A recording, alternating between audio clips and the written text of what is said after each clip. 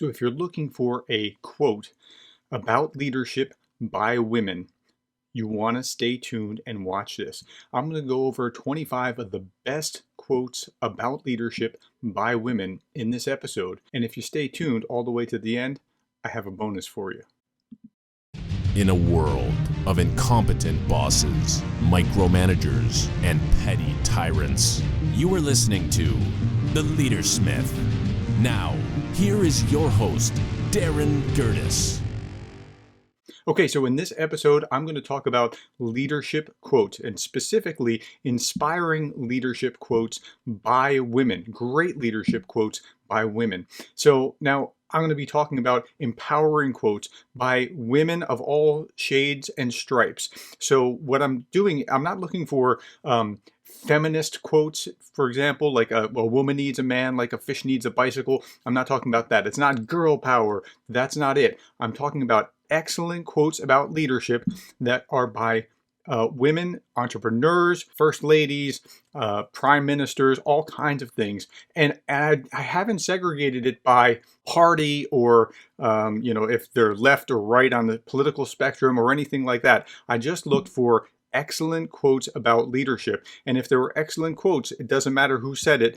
I included it. So I give you the 25 best leadership quotes that I could find. I scoured groups of quotations by women, give you the 25 best. And again, I told you, if you stay tuned to the end, I'm going to give you an extra bonus that will help you write a report, give a presentation, whatever it is that you're trying to do to use these quotes effectively. Okay, so here we go. The first quote is by Ginny Rometty. She is the executive chairman of IBM, and she said this: "I learned to always take on things I never done before. Growth and comfort do not coexist." And that's true. If you're going to be in a place of leadership, you have to understand that you're going to have to do things that you haven't done before. You're going to have to be in a place where you have to be uncomfortable much of the time. So that's important to understand. Number 2, J.K. Rowling said, "Destiny is a name often given in retrospect to choices that had dramatic consequences." And what she's saying there is that it wasn't foreordained that she would be one of the richest women in the world, author of the Harry Potter series, one of the greatest press runs of books ever in history. It wasn't foreordained. No, she made decisions daily to write, and she had to overcome 12 rejections before somebody took a chance on her, and she made them billions. Destiny is a name often given in retrospect to choices that have dramatic consequences. Number 3, Eleanor Roosevelt, former First Lady, said, "Do what you feel in your heart to be right, for you'll be criticized anyway." Hey, listen, if you're going to be in leadership, you have to understand criticism is part of the game. People can talk about you all they want. They can take shots at you. You just have to deal with it because you're in charge. So let them be petty if they want. Deal with criticism, but do what you know to be right regardless. Next, Margaret Thatcher, former Prime Minister of Great Britain, known as the Iron Lady, said, "Disciplining yourself to do what you know is right and important, although difficult, is the high road to pride, self-esteem, and personal satisfaction." She's right. You have to discipline yourself to keep doing it. Do the right thing. Just stay on track. Just like, because, it's not foreordained, like Rowling said. Next, Oprah Winfrey said, "Passion is energy. Feel the power that comes from focusing on what excites you." Now, this is important, and here's why. I don't know of any world-class leader in any field who's not passionate about what they do. Passion is a component. It's not the only thing, but it's a necessary component if a leader is going to be successful. Okay, next, Estee Lauder said, "I never dreamed about success. I worked for it." That's a great quote because hard work is going to be another necessary component of leadership. You have to work hard in order to be successful. It doesn't just magically happen. Next, Himanshu Bhatia, CEO of Rose International, said, "As a leader, it's a major responsibility on your shoulders to practice the behavior that you want others to follow." Okay, so let's start to piece these together. It's not preordained. You have to make sure that you're doing the right thing, following your heart to do what is right. You have to make sure that you're disciplined about it. Make sure that you have passion along the way, but you also have to be an example to others. If you are an example to others, people will follow that example. Speaking of examples to others, here's Rosa Parks. She said, I've learned over the years that when one's mind is made up, this diminishes fear. Knowing what must be done does away with fear. Rosa Parks had to look that fear straight in the eye and do it anyway. And she was prepared before this. She didn't just one day sit in the bus and say, I'm tired, I'm not getting up. She had planned for this. She was prepared. There were a group of activists that were ready for what was going to happen. And when the time came, she did it. She felt the fear and she did it anyway. That leads me to Susan Wojcicki, the CEO of YouTube. She said this, rarely are opportunities presented to you in a perfect way, in a nice little box with a yellow bow on top. Here, open it. It's perfect. You'll love it. Opportunities, the good ones, are messy, confusing, and hard to recognize. They're risky. They challenge you. That's the way that opportunities come. You don't always say, wow, like this is great. Sometimes you say, wow, like this is not so great. Rosa Parks, I'm sure, was in the latter category thinking, this is going to be trouble. But she saw that opportunity. It didn't just come in a box. It wasn't like opening a box of chocolates. It wasn't that. It was something that she had to go through in order to get to a greater good. Okay, next one.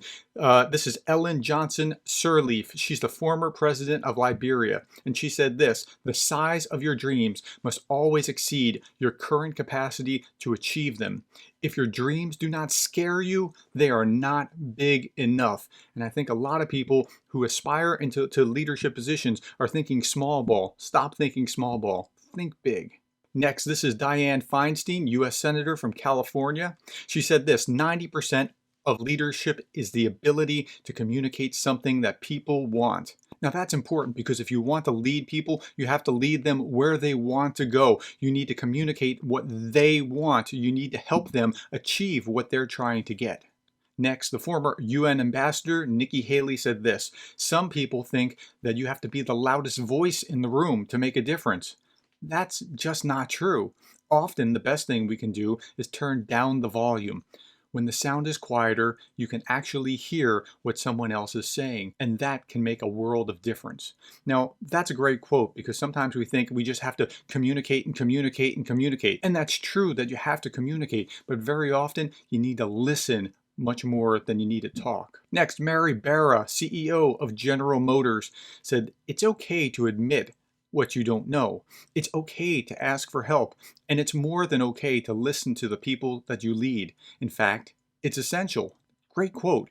Now, I find that this happens very often, that leaders get promoted into a leadership position and then they try to pretend like they have all the answers, like they know everything. You don't know everything, but if you pretend that you have all the answers, you're going to cut yourself off from people that are willing to help you, who have the answers, but you're trying to pretend like you have it all together. Don't do that. Be honest, be vulnerable. And when you ask, guess what? People want to support you as long as you're not being a jerk about things. And this leads to the next quote. Indra Nooyi, CEO of PepsiCo, said, whatever anybody says or does, assume positive intent. You will be amazed at how your whole approach to a person or problem becomes very different. Yes, assume positive intent. Look, you don't get to the top of a major organization by blaming others for what's going on in the world, or playing a victim, or shirking responsibility. Take responsibility and assume the best of other people along the way. If you assume the best of them, they react to you very differently than if you're saying, well, you're just this or you're just that, or blaming people for whatever they're doing. Assume the best in others. And in a similar vein, Dana Perino, the former White House press secretary, said, I believe that a positive outlook and treating others with respect, dignity, and graciousness lead to professional and personal success. It's a no-lose formula. Now, sometimes I like the way that she phrased that. Sometimes we talk about a win-win. This is a no-lose formula. Just treat people kindly. Treat them with dignity. Treat them, assume the best in them, just like you would want them to assume the best in you. Next, Lisa Cash Hansen. She's an author and a mompreneur. She said, leadership is the ability to guide others without force into a direction or decision that leaves them still feeling empowered and accomplished. Now, I want to highlight the without force because very often we think about leadership as I'm going to tell you what to do. I order you. It's not. Leadership is so much not that. It is about influence. It's about guiding them. It's about helping them grow. It's about all of these other factors, not about giving orders. And if we have this mental model about leadership, about telling people what to do, we're going to create unnecessary obstacles that will hamper our ability to lead. In a similar vein, Anita Roddick, the founder of The Body Shop, said, "What I have learned is that people become motivated when you guide them to the source of their own power and when you make heroes out of employees who personify what you want to see in the organization." Why wouldn't they feel motivated when you're helping them to feel their own power, when you're holding them up as role models for the organization because they embody the values? Okay, next, Jana Van Zant, an author who's written many books. She said the way to achieve your own success is to be willing to help somebody else get it first. That reminds me of the Zig Ziglar quote that's very similar to that says you can have anything you want as long as you help enough other people get what they want. Great quote.